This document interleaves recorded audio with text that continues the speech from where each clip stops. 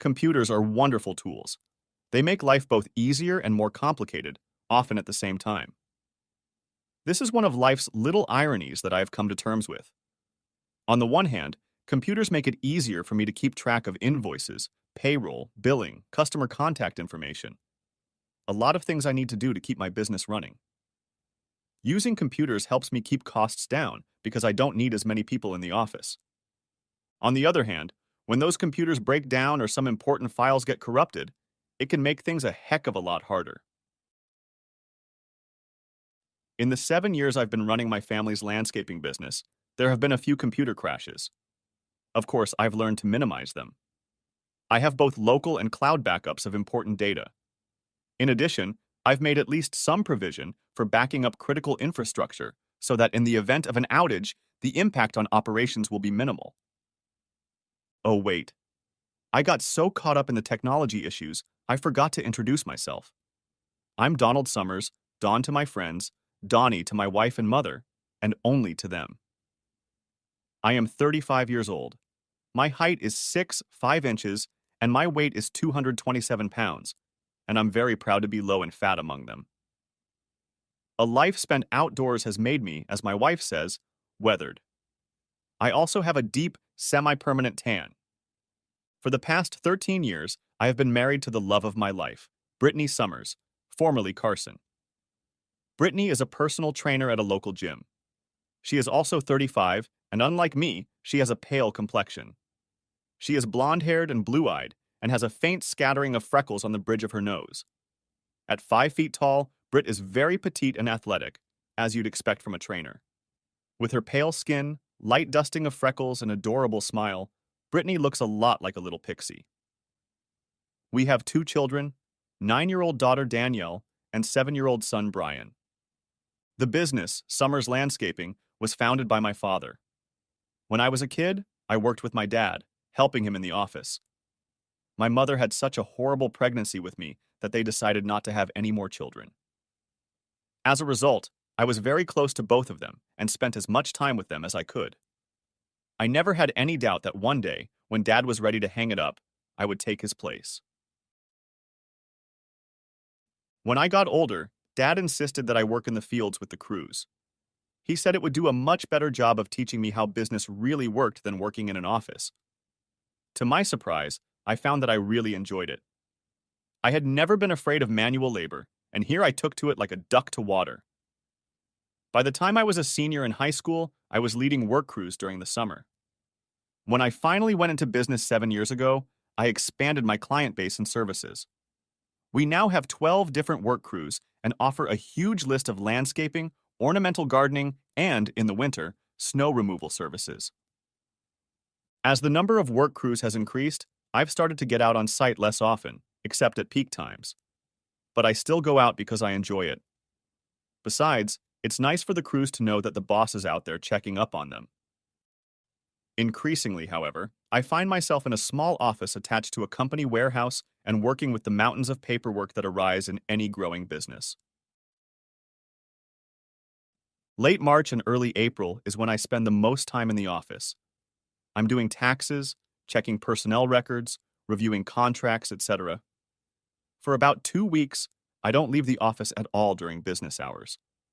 It's been this way pretty much since I started running the company. This year, I had my mom with me. She said she was bored and just wanted something to do. She used to help my dad do the bookkeeping when he ran the business himself. But Dad didn't use computers, and Mom wasn't the most tech-savvy person in the world. She accidentally erased some very important files. Luckily, as I mentioned before, I know how to back up. But restoring that much data from backup storage takes time. Since I had a few minutes to spare while I waited for the files to be restored, I opened Google Earth. I've been using this tool a lot lately. It helps when you are planning a project to have a God's eye view of the area before you start working with backhoes and trenchers. This way, I didn't have to spend money on expensive aerial photography until it was time to surprise the client at the final presentation. I spent a few minutes on this project, but in the end I decided I had done what I could with it without the client's input.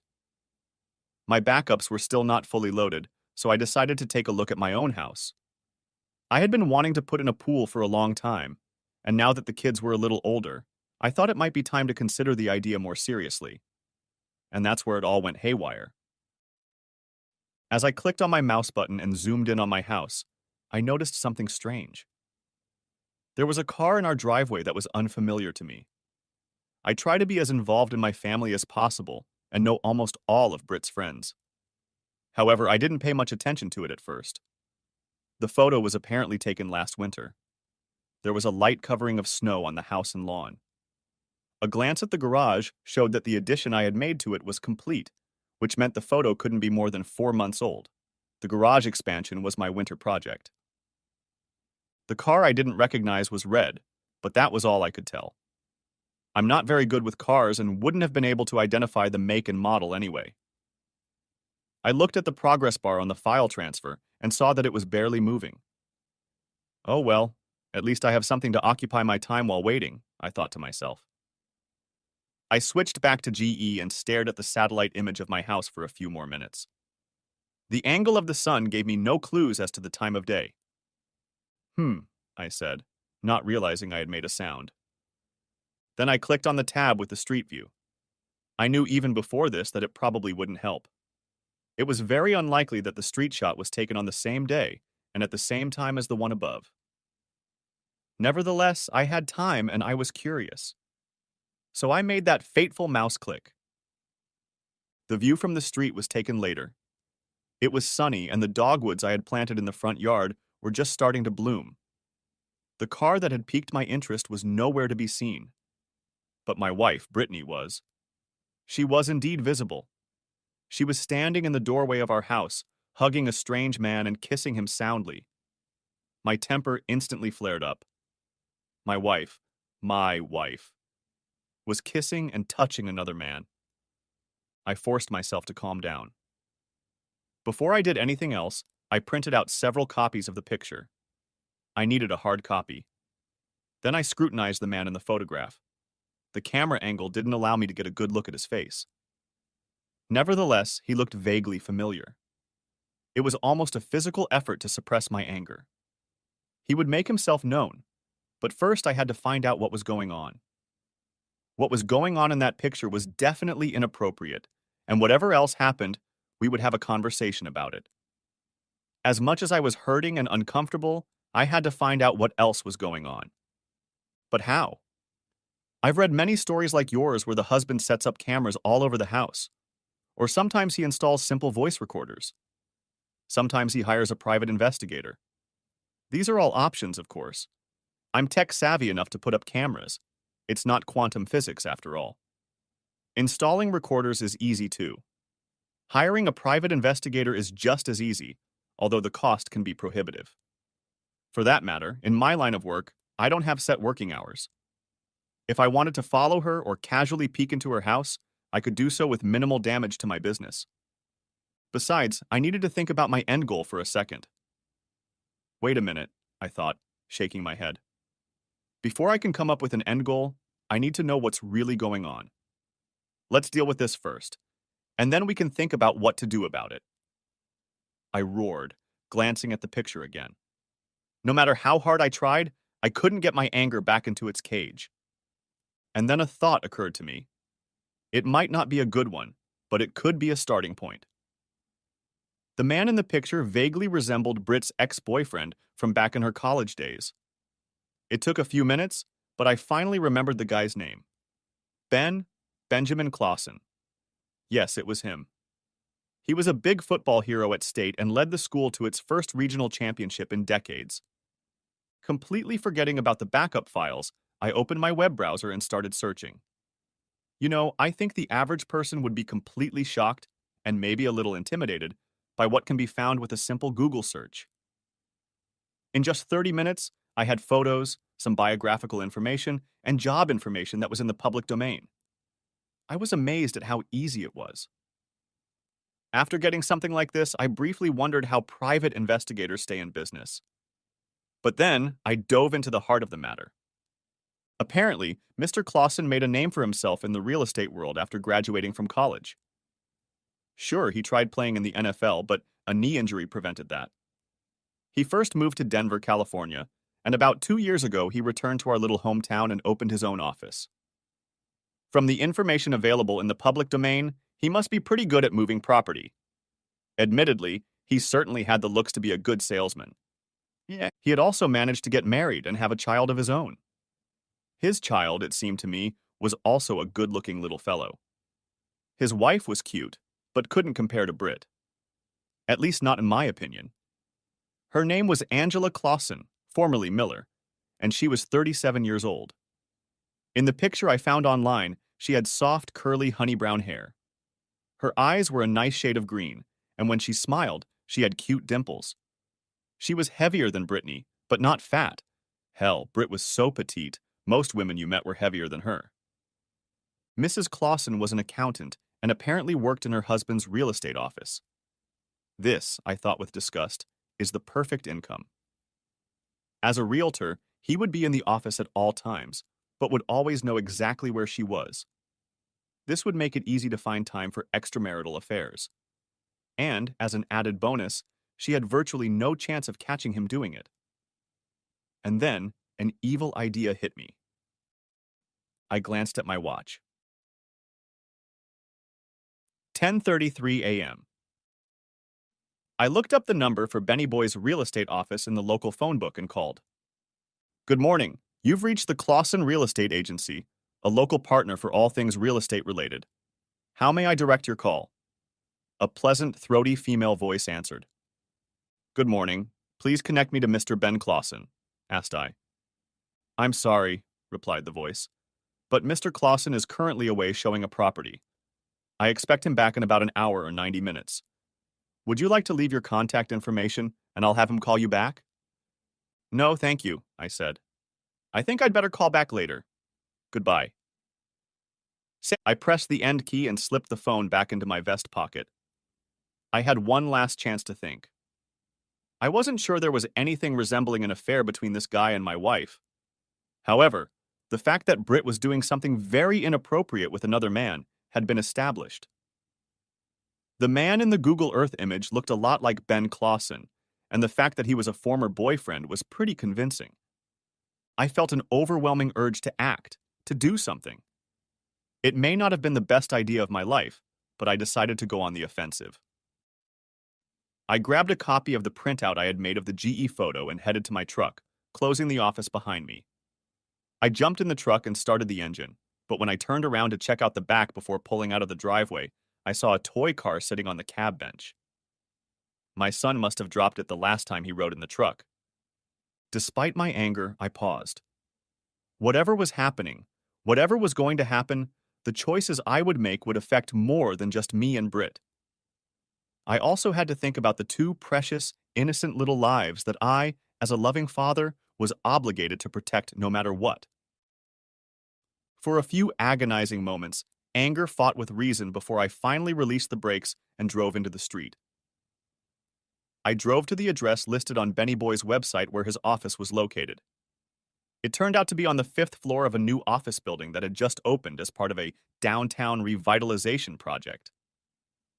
Not that there's much room for downtown revitalization, I thought as I parked nearby.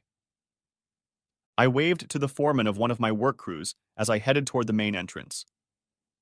It's ironic that my company is contracted to improve this area, I thought. There was a look of surprise on the foreman's face as I entered the building rather than approaching to talk to him. However, I was on a mission. I had other things on my mind right now. As I walked through the atrium to the elevators, strange looks were thrown at me, but I was used to it by now. Even without my attire, worn, faded work jeans, heavy boots, a tight t-shirt pulled over bulging muscles, and a reflective contractor's vest, setting me apart from all the business suits and skirts, my size had to be considered. The pale-skinned office dwellers that populate such places did not fail to do a few double takes. A few seconds of waiting in the elevator brought me to the 5th floor. Soon I was walking through the door of the Clausen Real Estate Agency. Behind the chic receptionist's office desk sat Mrs. Clausen. Her photos were either outdated or taken by someone who didn't care to show her at her best. It was still easy to recognize her. Same hair, same slightly rounded face, and cute smile. But she was definitely slimmer than her picture made me realize. Also, I noticed that she was much taller than Britt. When she walked up to me, I saw that the top of her head reached my chin. "Hi," she said, extending her hand politely. "I'm Angela. How can I help you today?" I responded to her handshake, noting that she had a firm, professional grip, and she didn't hesitate to make eye contact. Clearly, this was a professional businesswoman accustomed to greeting potential clients. My first impressions were favorable. Perhaps we could help each other. "Hello, I'm Donald Summers," I said. "It's a pleasure to meet you, Mr. Summers. How can I help you?" "Mrs. Clausen," I began formally. "I have a photograph I'd like you to look at and some questions." I held out the envelope in which I had placed the photograph. Angela's eyes narrowed as she assessed my tone and expression. "Sebna, I take it you're not here to talk about buying a house?" she said dryly. It wasn't a question, but I shook my head negatively anyway. She thought for a moment, then her face took on a professional, businesslike expression again. "Please follow me," she said simply. She led me to a door at the back of the room. As we passed through it, she paused to ring the next doorbell. "Chris, keep an eye on the front desk, please." "Sure thing, Angie," came a deep voice from the room inside.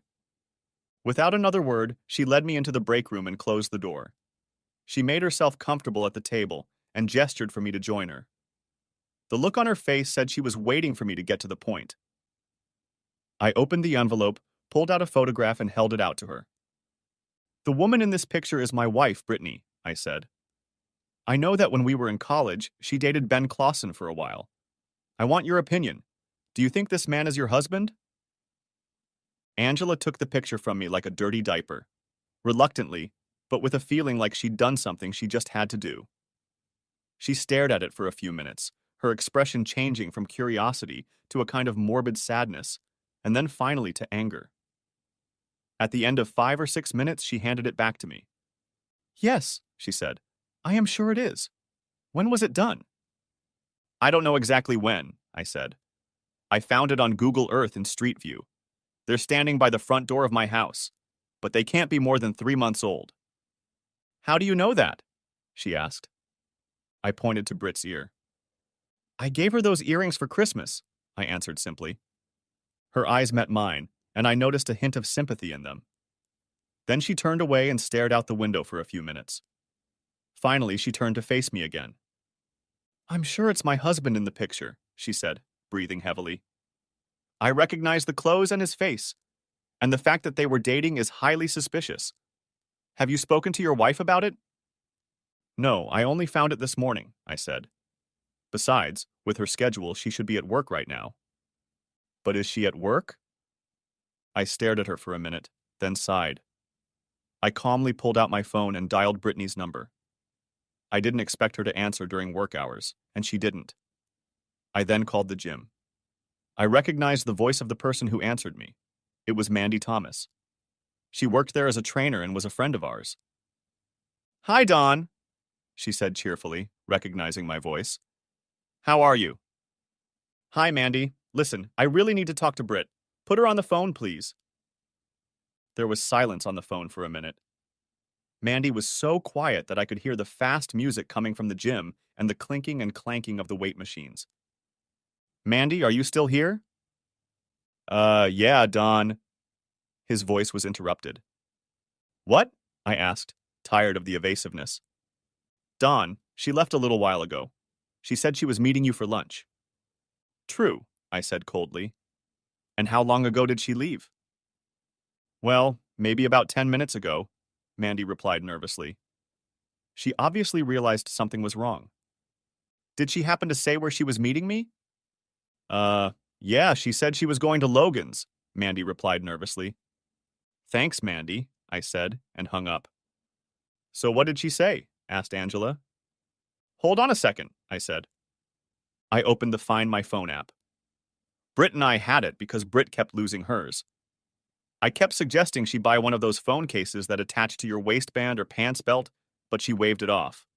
And it only took a few seconds for the app to show me the locator icon. She was at our house. Or rather, her phone was at our house. But that didn't mean Britt was home at all.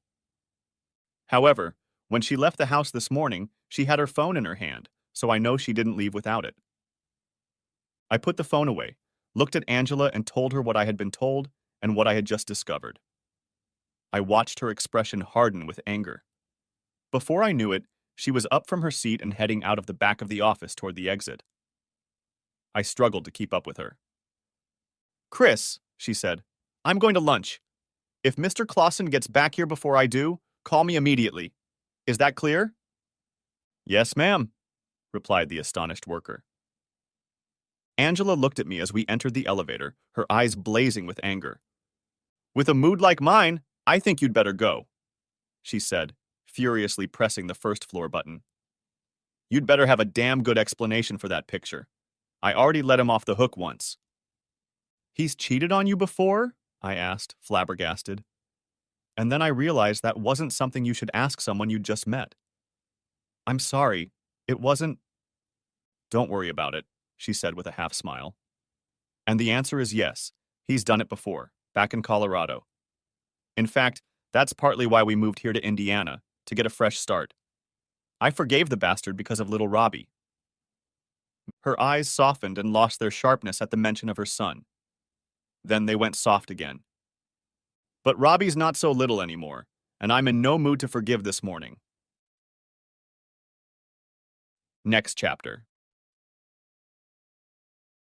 The first few minutes of the car ride passed in silence. Finally, Angela's curiosity, or need to talk, took over. "I'm a little surprised that your wife dared to take my husband into her home," she said. "It's a risk," I said, "but that risk is minimal. She knows that at this time of year I don't usually leave the office because of all the things I have to do. I'm a creature of habit, like most people, and she knows me pretty well. Hell, even if I did go out, I'd call her and let her know about it, giving her more than enough time to escort her lover out of the house." There was bitterness in my voice, and I knew it. I threw an apologetic look at Angela to let her know I didn't blame her. "I'm so damn gullible and predictable. She could have been having fun behind my back for years, and I never would have known." Angela was silent for a moment as I drove to my house as fast as I could. When she spoke, I could hear the sympathy in her voice again. "There are almost always signs that a spouse is cheating," she said quietly. "Yes, I know there are," I replied. "But I haven't noticed them. Our intimate life didn't suddenly cut off or anything like that. She didn't behave differently toward me or the kids. At least I don't notice it. She doesn't spend any evenings with girls." "There were no classic signs with Ben either," she replied. "Not before, not lately. I just mentioned it because—" Her voice broke and she fell silent, staring out the windshield. I shrugged helplessly, still focused on the surrounding traffic. Turning onto my street, I noticed a red car in my driveway. I was so focused on this discovery that Angela's voice startled me for a moment. "That's Ben's car," she said. There was still anger in her tone, but there was also an undeniable note of sadness. Well, that was understandable. If I found what I expected to find in my house, it would end my marriage, and I suspect the same would happen to Angela's. I parked my car on the street in front of my neighbor's house. I glanced at Angela, then got out of the car and headed for the gate to the backyard. Angela followed me without saying a word, although I noticed that she pulled a rather expensive digital camera out of her purse. I had an even nicer one on my desk in the office, but naturally I didn't even think to take it. Damn it. I quietly opened the wicket gate, and we walked softly into the backyard. A few moments later, we were at the back door. I unlocked it and let us both into the house, closing it quietly behind us. There I stopped, listening intently. I could hear my wife's voice, and there was no doubt what she was doing. Her moans and quiet cries of pleasure were unmistakable. I won't lie. Underneath the shell of my rage, I felt my heart break when I recognized Brittany's voice. I gestured silently for Angela to follow me. The look on her face was a little strange, but I didn't pay any more attention to her. I was too focused on Britt's voice. I moved quietly through the kitchen at the sound of her voice. I thought it came from the living room. When I cautiously peeked out from behind the archway leading from the kitchen into the living room, there she was, Brittany, lying on the couch with some woman. Confused, I froze and looked around the room again for a moment. And then I finally saw Benny Boy. He was standing against the opposite wall, one-handedly filming what was happening on his tablet. Next to me, I felt rather than saw Angela filming on the camera. It broke the control the shock was exerting on me. I moved into the room, rage starting to take over. I tried to contain my anger. I've seen too many examples of what happens when people lose control. But I felt like I was losing this battle. Swiftly. Angela's hand darted out like a striking snake and grabbed my arm. I lunged at her, angry at the interference, but she shook her head and tried to pull me back. Well, I thought to myself, the damage to my marriage is already done and fixed. I guess I can wait another second or two before I start breaking things. I reluctantly stepped back and watched the scene ad nauseum. Next thing I knew, Benny Boy had joined the process. My rage was already close to boiling point, but I still snapped. Angela had no chance of holding me back. Ben Clausen was 6 feet tall or taller, and he weighed at least 190 pounds. He was in decent shape, but he couldn't match me in size or strength. Something, maybe the creak of a floor beam, or maybe just a sixth sense, alerted the unknown woman to my approach. She turned away from the scene on the couch to look at me, her eyes wide with shock.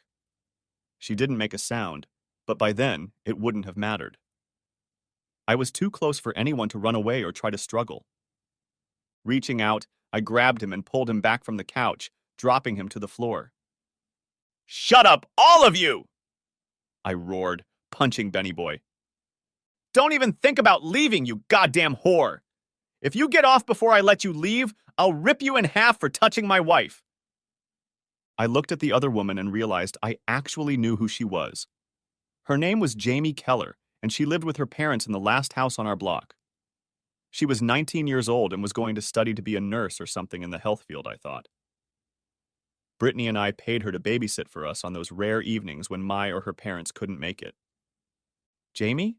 I said, hardly believing my eyes. The girl nodded her head pathetically. "What the... Why did you..." The words failed me. "I'm sorry," she said very quietly. "How long have you been?" I growled. "This is only the second time, I swear. It wasn't supposed to be the first time, you goddamn whore," said I, still furious. To me, cheating is cheating. It made no difference if Brittany did something with another man or another woman. If she had sex with someone other than me, that's cheating.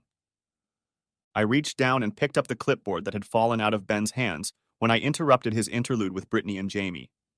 I picked it up and made sure she could see it. "I have a video of you doing some really nasty things. Get out of my house and never come back. If I find out you've had any more contact with my wife, and I don't care if you just bumped into her at the mall. I will put this on every site on the internet. I'll send links to your parents, grandparents, and everyone else I can think of. I'll tell the whole world about it on Twitter.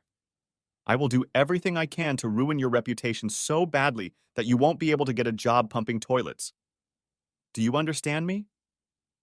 She stared at me in horror as I shook Ben's clipboard in front of her. "Yes," she said, her voice becoming a frightened whisper. "I understand." "Good," snapped I. "I'm done with you. Get out of here, you dirty whore." I pulled my cell phone out of my vest pocket and dialed a number on speed dial, making sure I put it on speakerphone. The phone only rang 3 times before someone picked up. "Hey, George," I said, recognizing my father-in-law's voice. Brittany squeezed her eyes shut, recognizing his voice as well. When they opened again, she stared at me, silently pleading with me not to do what she must have known I was about to do. Her silent pleas, however, were meaningless. There was no way in the world I was going to let what she did happen without causing her the maximum amount of harm. Why should I be the only one in pain? "Don," he replied with genuine pleasure. "It's good to hear from you. How are you doing?" "Well, George, I'm sorry to bother you, but something serious has come up. Could you and Virginia come over to our house sometime? The sooner the better. What's wrong? He asked urgently. Are the children all right? The kids are fine, George. They're still in school, I said soothingly. I'm afraid it has something to do with Brittany and me. I know that if I started telling you this over the phone, you probably wouldn't believe me. Rather than go through all of this, I'd rather show you hard evidence of what I'm about to tell you. My father-in-law was silent for a very, very long time. When he spoke again, I realized that he had an inkling of what was going on. There was nothing surprising about that. I had respected him since our first meeting and knew he was an intelligent man. I had so many reasons for a call like this. If it didn't involve his grandchildren, but had to do with Brittany and me, well, we'll be there in 15 minutes or less, Dawn, he said in a sad tone. I have to ask you not to do anything rash before we get there. Don't worry, I told him. I'm really going to think very hard about everything I'm going to do. I ended the conversation and then called my own parents. After a remarkably similar conversation, I put the phone away. Brittany was sobbing uncontrollably, huddled against one end of the couch. She knew what I wanted. Brittany was going to have to do the slut walk herself.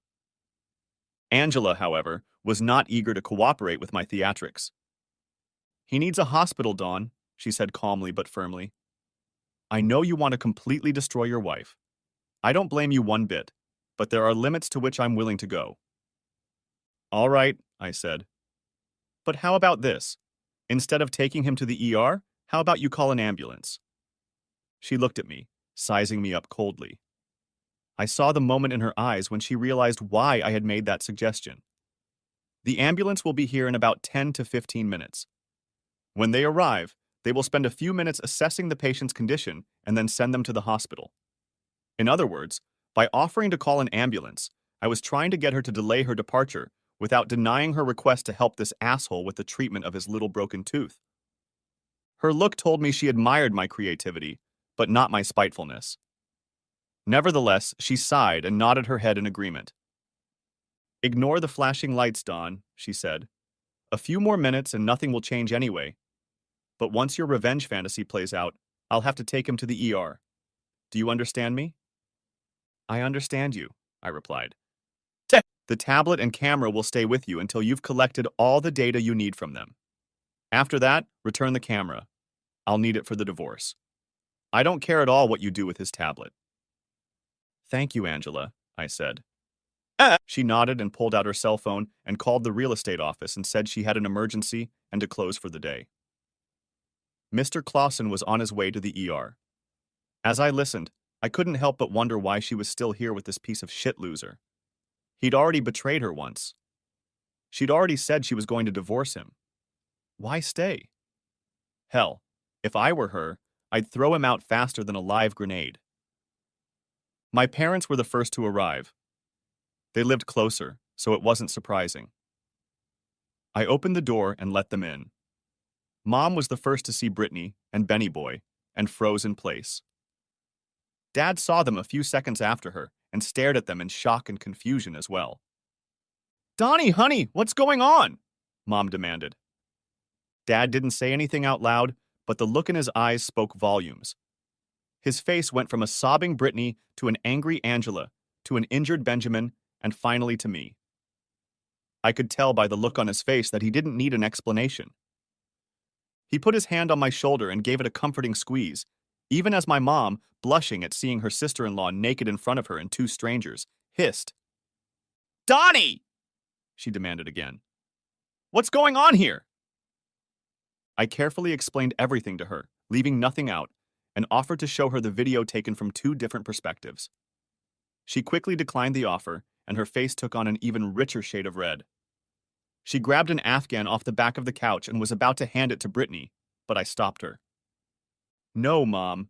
I want George and Virginia to see that slut for what she is, I said. I want them to know, without a doubt, that it wasn't my fault that our marriage fell apart.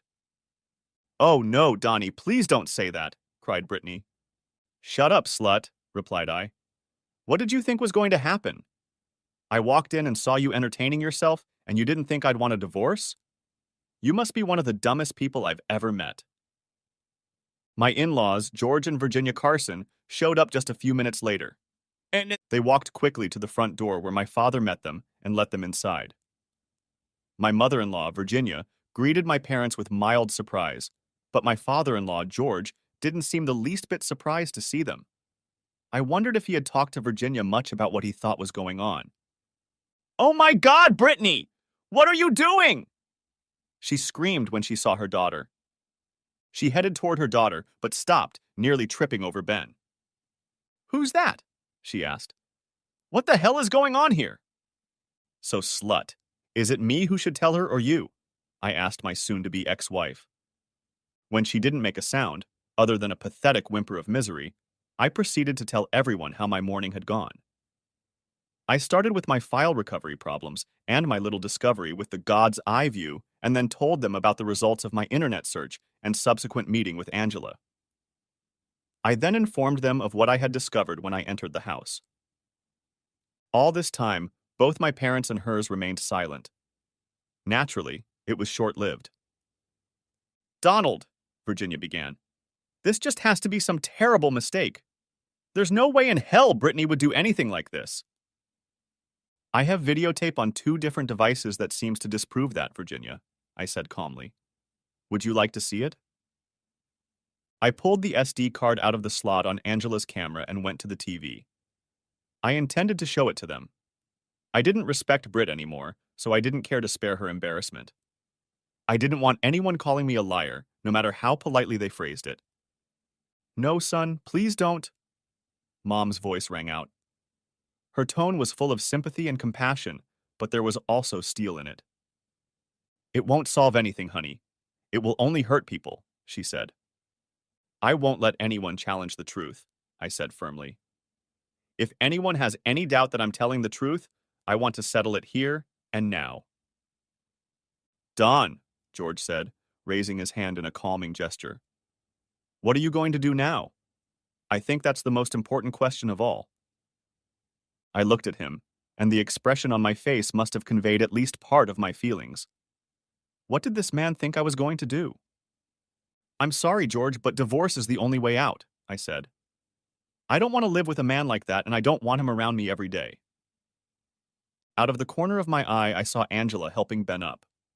I didn't interfere as she gathered up his discarded clothes. George Carson's face hardened when I called his daughter it, but he decided not to give it much thought for now. "First," I began, "I want custody of the children. I'll allow Brittany free visitation, but they'll live with me. That's non-negotiable." "Wait a second, Donald. I know you're hurt and angry, but—" "This is not a negotiation," I said, cutting off Virginia's objections. "I've got all the aces in the deck. I will get what I demand, or Brittany will be the last amateur starlet to grace the internet. Do we all understand each other?" I turned away from them to look firmly at Brittany.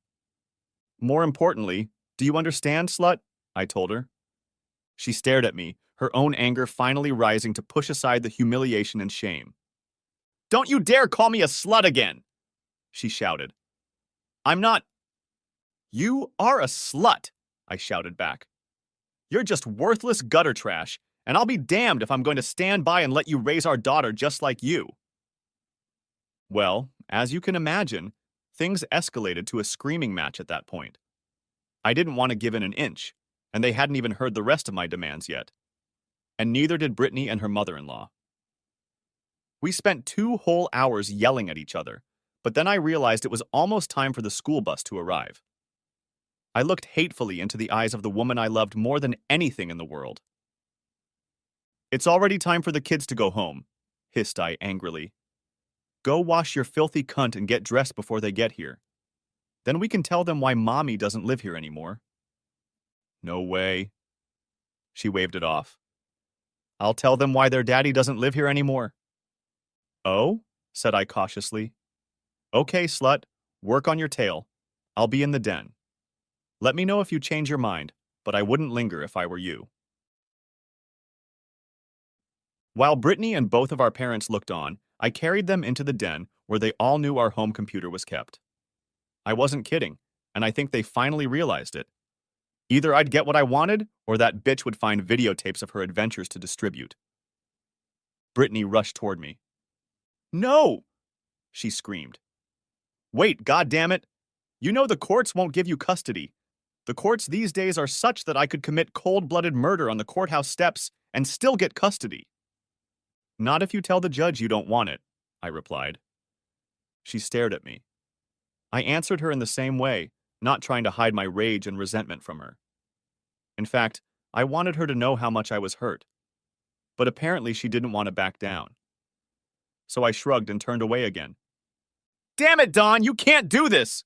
She shouted. Really? I asked. I'm sure I can. Look, it's easy. You won't do it. I know you wouldn't do that to me. You love me. Is that true? Asked I. Don't kid yourself. I will do it and take unholy pleasure in it. I never thought in a million years that the love of my life would cheat on me. Well, I was wrong, wasn't I? Plus, I just found out that my wife is a diver. That's very nice. I learned a lot of things today that I didn't know, and I have to say, it wasn't much fun. She wept again, but I can honestly say that I didn't care anymore. I was emotionally drained and just wanted to get it over with. Do you hate me so much that you'd really do that? She asked. Yes, I replied. I will never forgive you for what I saw today. And if you don't give me everything I want in a divorce, I will devote the rest of my life to destroying you, even if I destroy myself in the process. I paused again for a second, looking at the little bitch. I had no idea how long she'd been promiscuous with other men. Or rather, other men, since I had clear evidence that it wasn't just men. Are Daniel and Brian even mine, Brittany? How can you ask me that? She said, shocked. How can you cheat on me with multiple partners? I replied. Seriously, now I wouldn't believe you if you told me the earth was round. I thought you loved me. I loved you and trusted you with all my heart because there was no way you would have stabbed me in the back. Now I don't know what to believe. I never imagined you would turn out to be a whore. I shook my head in disgust, anger, and heartache. I slipped the SD card into my pocket and made sure I held the tablet firmly. Then I turned away from the den and walked back to the living room. Brittany followed at my heels. I could hear my parents and her parents talking in the living room as I approached. You don't really think he's really going to do that, do you, Frank? It could ruin poor Brittany's future. Honestly, Virginia, after what she did to my son, I couldn't care less about her future. What she did is just monstrous, and she deserves every ounce of shit she gets for it, came my father's voice. And all you think about is poor Brittany. What a load of crap. What about my son? What about his heart, huh? At that moment, I walked into the room. Everyone looked at me, and Virginia looked a little nervous. I threw her a look of disgust and shook my head, but I didn't waste time commenting. Britt was her daughter, and I suppose she couldn't help but be supportive. Look, Dawn, I don't think it's fair to insist on custody, Virginia began. At their age, kids need a mom. I'm sorry, Mrs. Carson. Have I somehow made it clear to you that I care what you think? I said. Look, fight it all you want. You know what the consequences will be. I'm a little surprised that none of you care that your daughter is a cheater, but whatever. I just thought you should know. You're free to go. I'd appreciate it if you took your daughter with you, but you probably won't. They both looked at me as if I had just slapped them in the face. Then they started talking amongst themselves, telling me how rude I was, how they hoped Brittany would take everything from me in the divorce, etc., etc., etc. Next chapter. You'll probably be shocked to learn that things didn't go the way either of us wanted them to. Okay, maybe you're not that shocked. Life sometimes screws with you in all kinds of ways. Also, Brittany may have been exaggerating when she talked about how things are in the courts now, but not by much. I really didn't think Brittany was stupid enough to call my bluff about the video, but she was. The problem for her was that I don't bluff. If I say I'm going to do something, I do it. Even if my parents, my lawyer, and even Angela told me it was a very bad idea. When the judge awarded her custody, Brittany gave me the biggest grin I've ever seen. I just pouted back. Once I got back to the room my parents let me use, I picked up the tablet Ben had left behind and drove to the nearest coffee shop. Taking advantage of their Wi-Fi, I uploaded my edited video to every website I could find. In addition to using Ben's tablet, I used his email address to send links to every member of Brittany's family I could think of. After that, I threw the tablet in the river. I also posted the links on Ben's social media accounts. That dumb bastard didn't change his passwords even though he knew I had his damn tablet. True to his word, Britt became a minor celebrity. Just a month after I posted my masterpiece, she lost her job at the gym because of it. But she still retained custody. Fortunately, since the divorce was final before she was laid off, I didn't have to pay spousal support. It was a bit of a humbling experience, but I was willing to do anything. She tried to get a piece of the family business, but that was one area where she failed. She hadn't done her homework. You see, I won't get ownership of the business until after my father dies. For now, he's the owner. I just run it for him. He pays my salary. I've never invested any of my own money in the business or any of our money together. Everything I've put in during the time I've been running the business has come from a savings fund set up by my dad a long time ago, and I can document this. So at least that amount was safe from my financially predatory ex-spouse. The judge awarded Brittany $600 a month in child support. My attorney couldn't prevent this, but he was able to delay the payments until we got the results of the children's paternity test. I insisted on the test mostly to hurt Brittany, not because I truly doubted that I was their father. Regardless, I was extremely relieved to get the test results with proof that they were mine. The bitch got half of our savings and half of the checking account. She didn't get the house, however. She just couldn't afford it with the money she was making, even before she lost her job at the gym. My attorney was able to get her to sell the house. Don't ask me how. I don't want to know.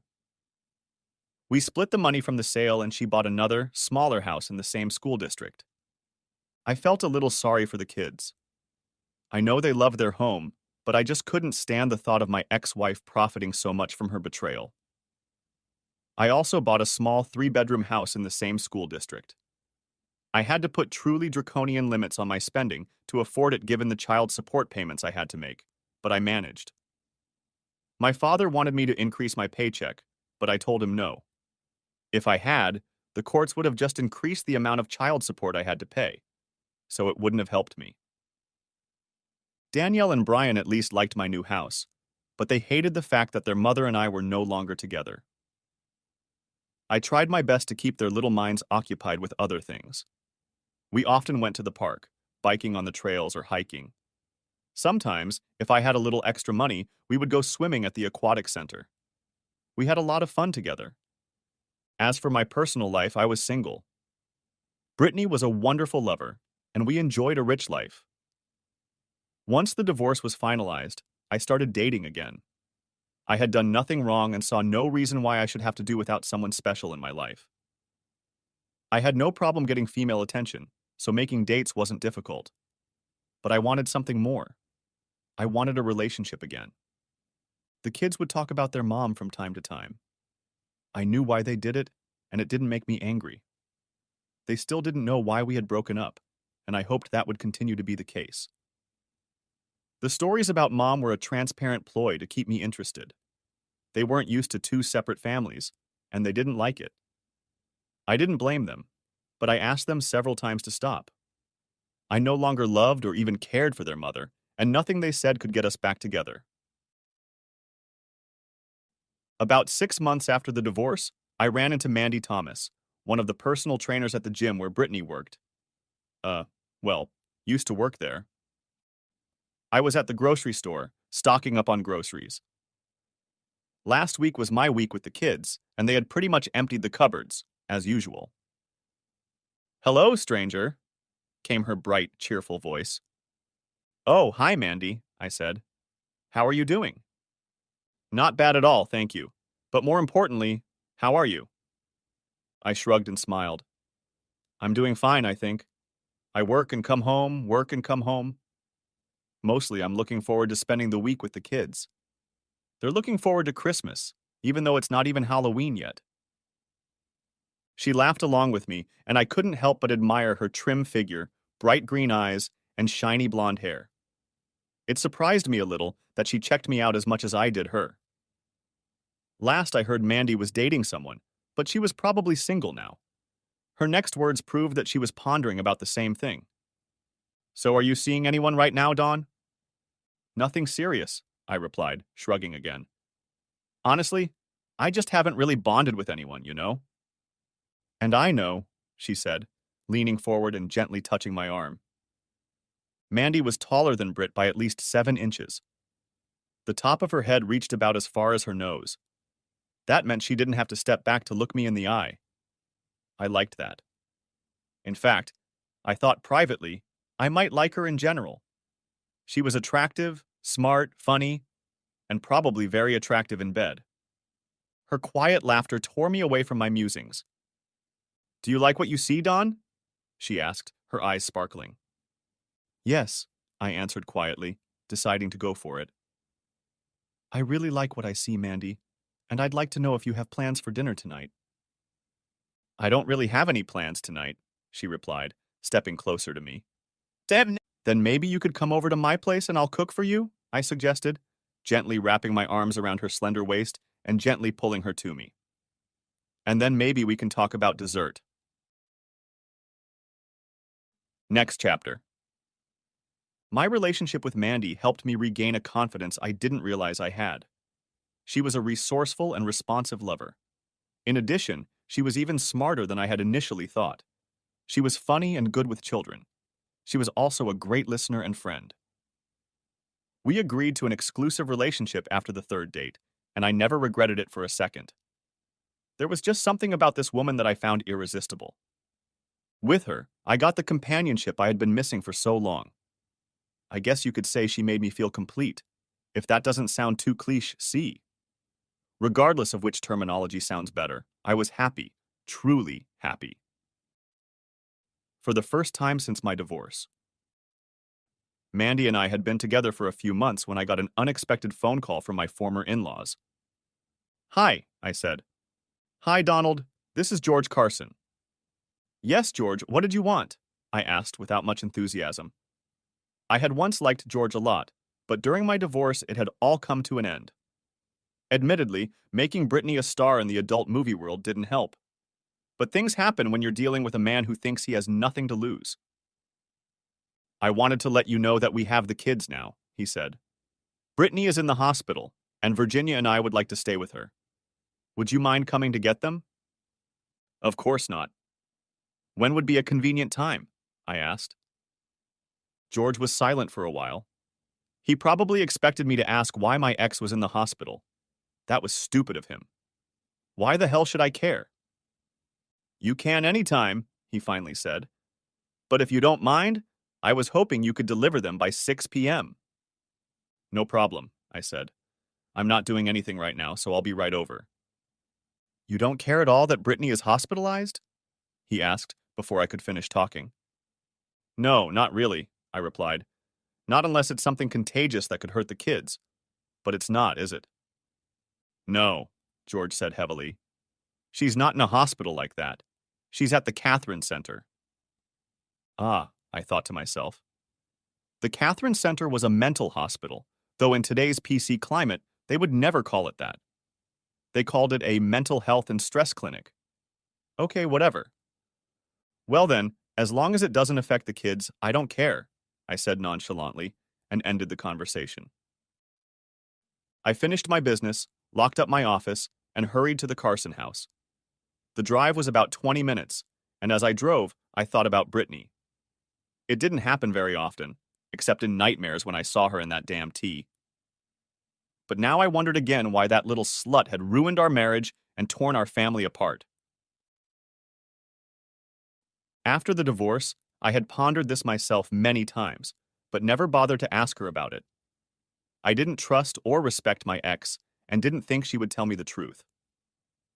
I analyzed the usual reasons cheating spouses give for their behavior and discarded most of them. Here are some of the possible reasons for her cheating behavior that I considered. 1.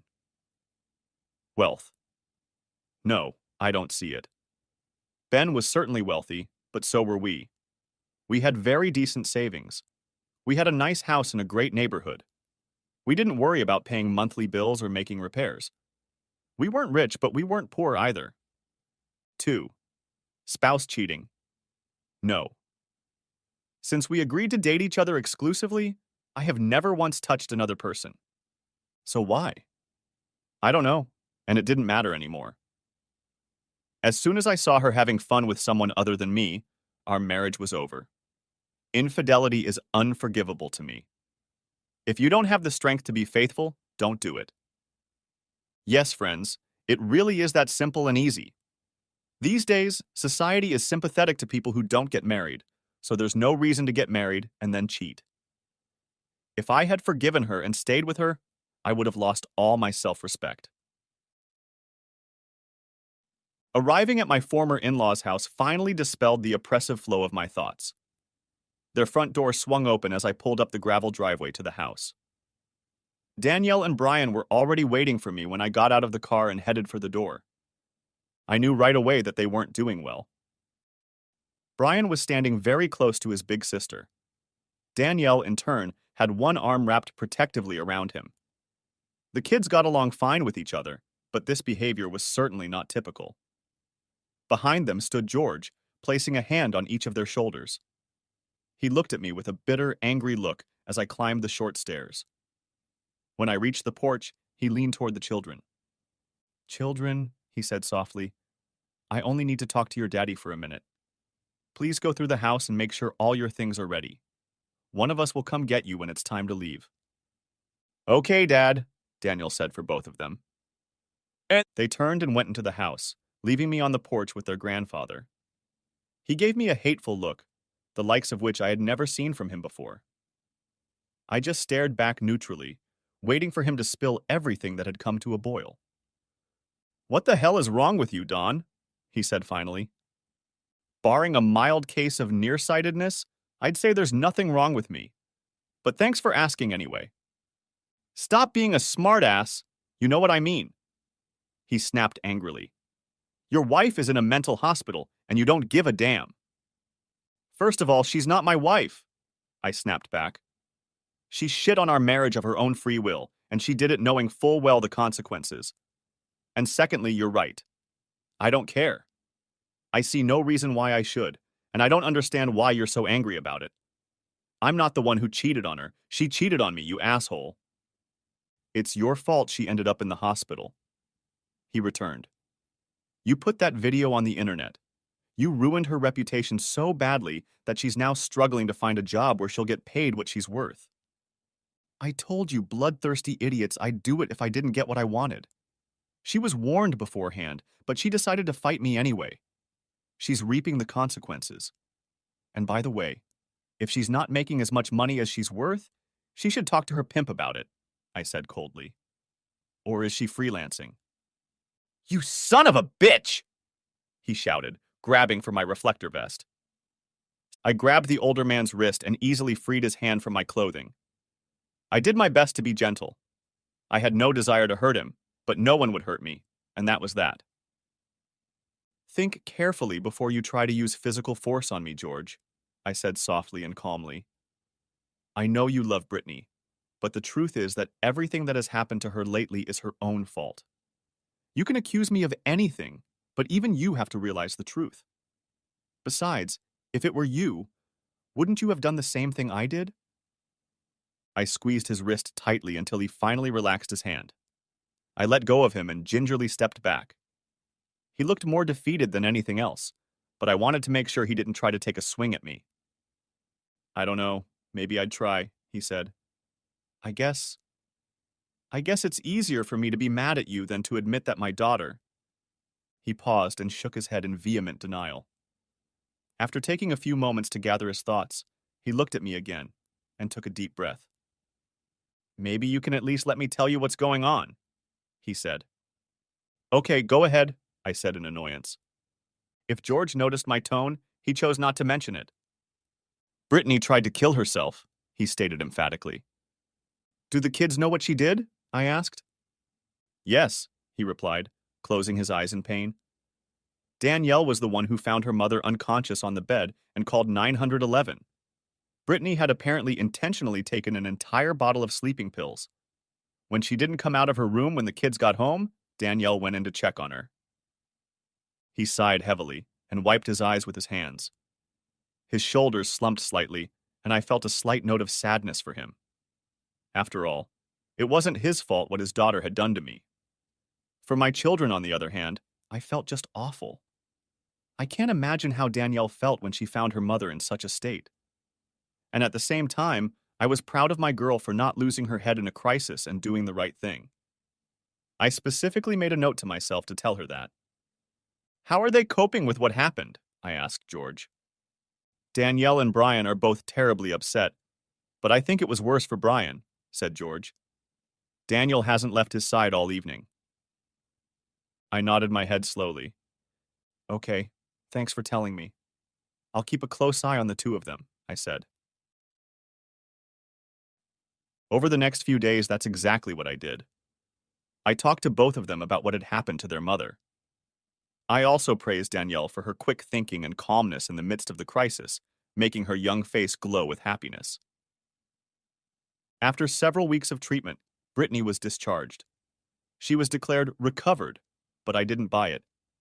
I'm not a psychologist or a psychiatrist, but I don't see how simply talking to a professional and possibly popping pills could solve problems so serious that she thought suicide would solve them. She insisted that we go back to the joint custody we had been following all along. I asked my children what they thought of the idea. Daniel was clearly hesitant, but Brian was excited, almost jumping for joy that he would get to spend time with his mom. Unless you want to get into a long, drawn-out legal battle again, you're going to have to give her what she's asking for, Mandy said when I told her how I felt. You might be able to convince the judge that you're right. After all, a suicide attempt is pretty strong evidence that you're an unfit parent. Mandy's voice was calm, but her eyes spoke of something else entirely. From the way they were drilling me, it was clear how she felt. My own feelings were mixed. I was still furious at Brittany. I couldn't bear the thought of giving her access to the kids again. But Brian had at least made his desires clear. He wanted to get back in touch with his mother as well as me. Danielle, I knew, would go with her brother to keep an eye on him. She would turn into a lioness when he was worried. Under other circumstances, that would have been cute. I'm not going to try to make it so Brittany can't see the kids, I finally said. Mandy's look softened. No, I didn't think you'd be like that, she said. But on the other hand, I don't want any of the kids to go through the trauma of their mother trying to kill herself again, said I. I don't know what happened to her that turned her into such a selfish, irresponsible bitch, but you can't deny that it happened. Mandy leaned back on the back of the couch next to me, her expression thoughtful. Then she sighed softly. Why don't we talk about something more pleasant than her? I suggested, stroking her hand. Mandy smiled and kissed me lightly. I'm always up for talking about something nice, she said. What do you mean?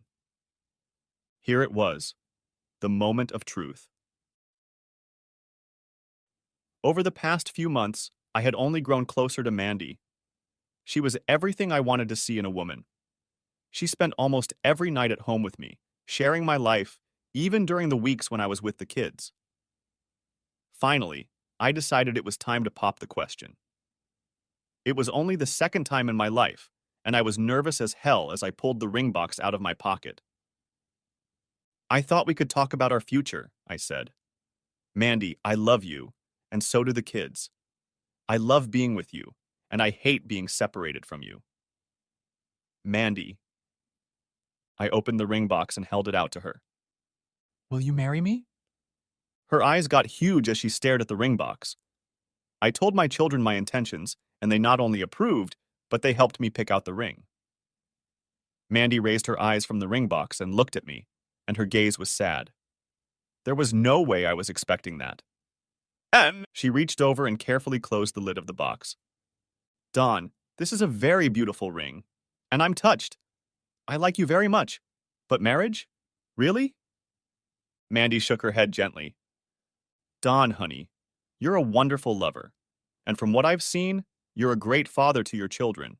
You're a good man, and you've treated me like a princess since we've been together. You'll make a good husband. But not to me. I sank back down on the couch. I don't understand. If I'm a really good person and all, why don't you want to marry me? I asked. I felt like we were so well suited for each other. We could be really happy together and build a wonderful life. But Mandy shook her head, her eyes sad.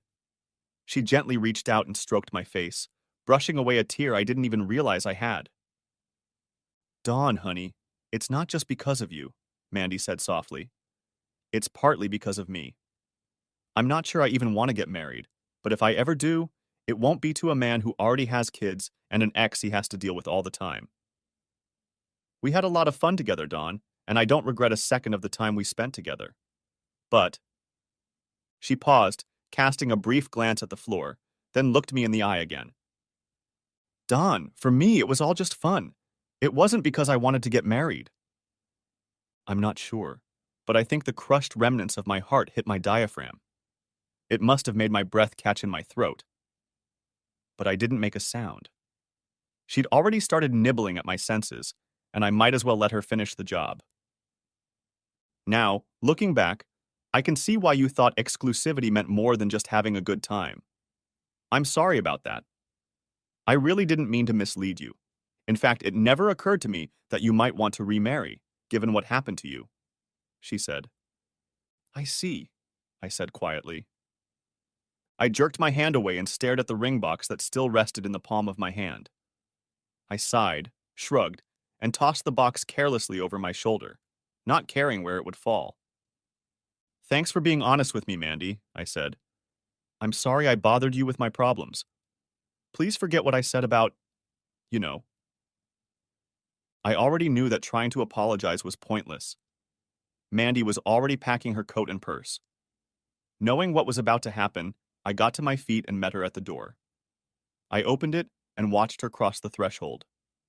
She froze on the threshold for a moment and looked into my eyes. It seemed like she wanted to say something, but she didn't.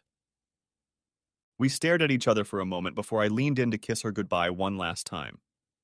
She turned her head, and my kiss landed on her cheek. Wow, I thought to myself. I'm not even worth a last kiss. I realized there was no hope for us, so I backed away, closed and locked the door behind her. Next chapter. The weeks after Mandy left my life were rough. I'd been dumped before, not counting my ex-wife breaking up our marriage rather spectacularly. It had happened a few times. But for some reason it hurt more with Mandy than in most previous cases. Maybe it was because she was the first woman I'd connected with emotionally, not just physically. At first, the kids questioned me about Mandy's departure from our lives. They asked why she said no, why she didn't want to see us anymore. I told them it wasn't about them. It was about her not wanting to see me anymore. Danielle, who had just turned 10, was very perceptive for her age. I think, from the look in her eyes, she could guess that there was more truth in what she was saying than I was willing to say. If so, she was kind enough to let me walk away with my edited version.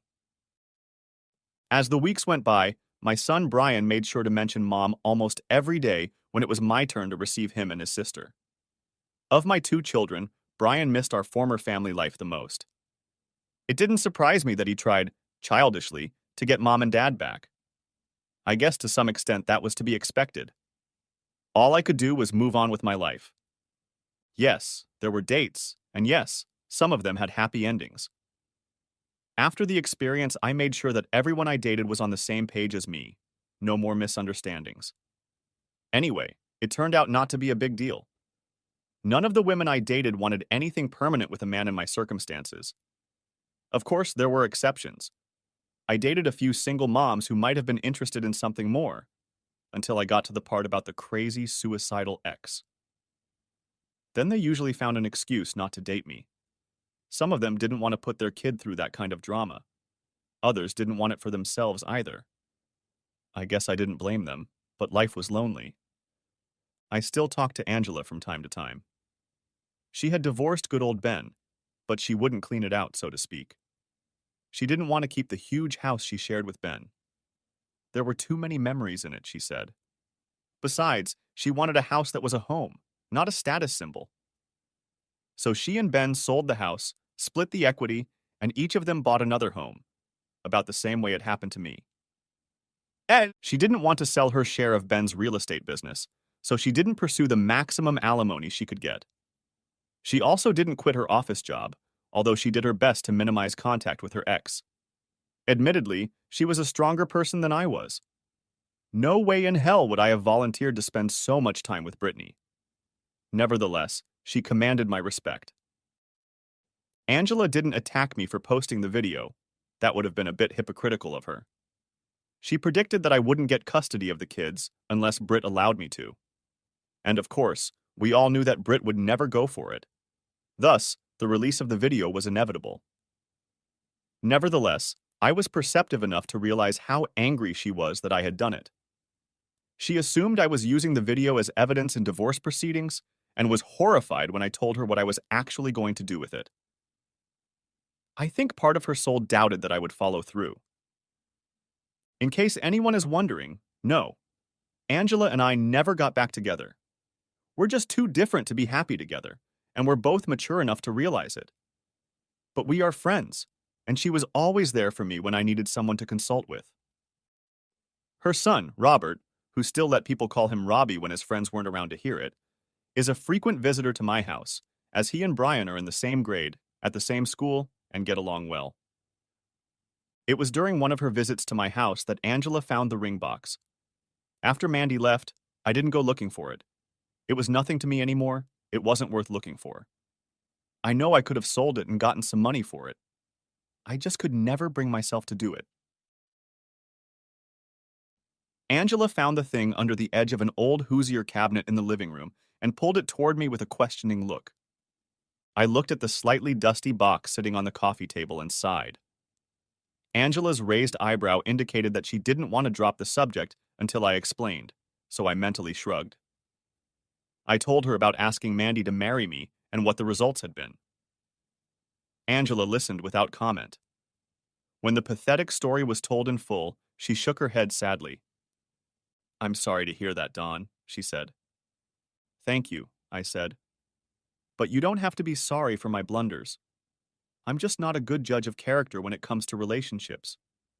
Truth be told, the only woman on the planet who thought I was worthy of being with her ended up being a cheater. It's ironic when you think about it." "Well, join the club," she said, snorting. "Apparently I don't choose men any better than you choose women." We both laughed briefly and bitterly. But she was being a bit sly, and we both knew it. She had a man she was dating exclusively. They had been together for about a month now. I don't know if she saw wedding bells in her future or not, but I was dating this guy, and would be very surprised if he didn't propose to her at some point. "How? Do you think maybe the problem is me?" I asked after a while. "I don't know, Dawn," she replied with the candor I expected from her. "Maybe you have some unresolved issues that are keeping you from connecting with someone.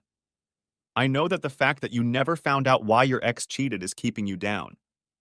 Honestly, I don't know why you never tried to find out, but that's your business." She gave me an assessing look and frowned. "Your looks aren't a problem, that's for sure," she said, sizing me up. I think I even blushed a little. "Look, I'm no professional, but I think you need to talk to her. Brittany, I mean." "You really think talking to my ex is going to help my love life?" I asked doubtfully. "Well, Dawn, at this point, what do you have to lose?" she asked. Good point," I admitted. "I guess it can't hurt." Next chapter.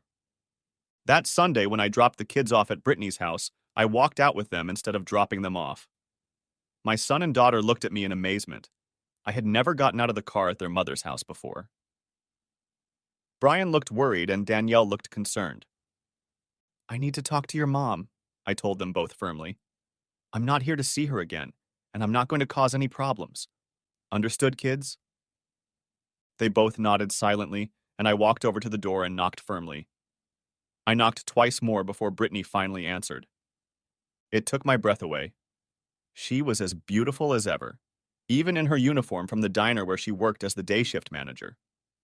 Brittany! Why do you kids knock when you know I'm leaving the door unlocked for you? She stopped when she saw me standing there, her eyes widened in surprise. Then they narrowed in anger.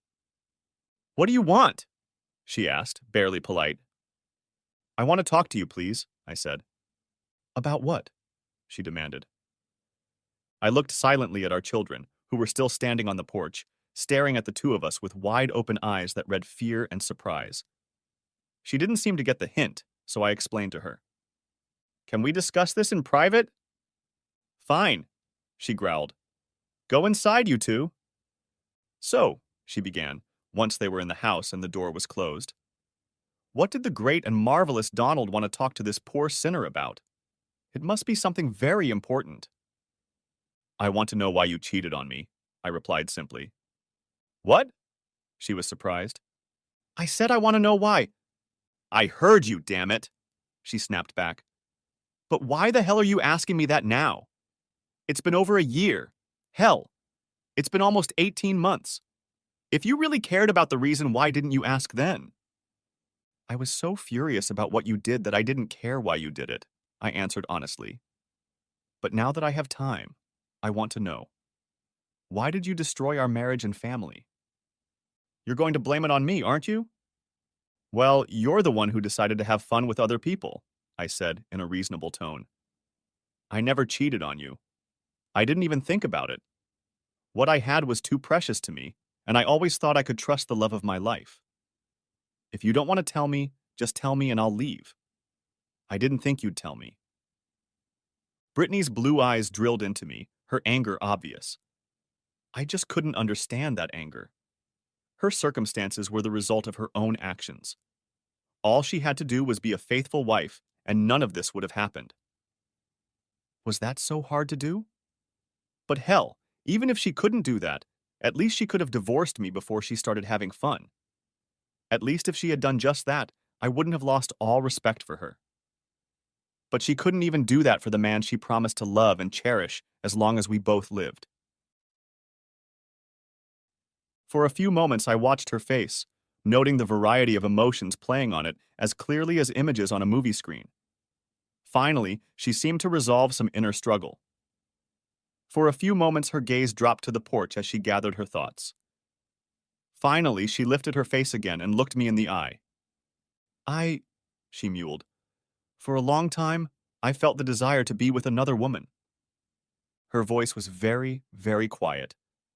I had to strain to hear her. Why didn't you do that in college before we started dating? I asked. I tried a couple times, but I always chickened out, she said. I was afraid my parents would somehow find out. After standing for a few moments to gather her thoughts, she continued. One night when I was working the last shift, she managed to catch me alone in the women's locker room. After that first time, I realized I could never give her up. So you decided you were gay? I asked, hardly believing it. I was so sure that wasn't the answer. But Brittany shook her head negatively. No, I'm not gay, she said. But I'm bisexual, absolutely. She paused again, apparently trying to find the words to explain. But that's not all. I knew how you felt about monogamy, and I realized that even if I could give up Jamie, it wouldn't matter to you. That one time would have been the defining moment for you. Well, I admit you were right, I said.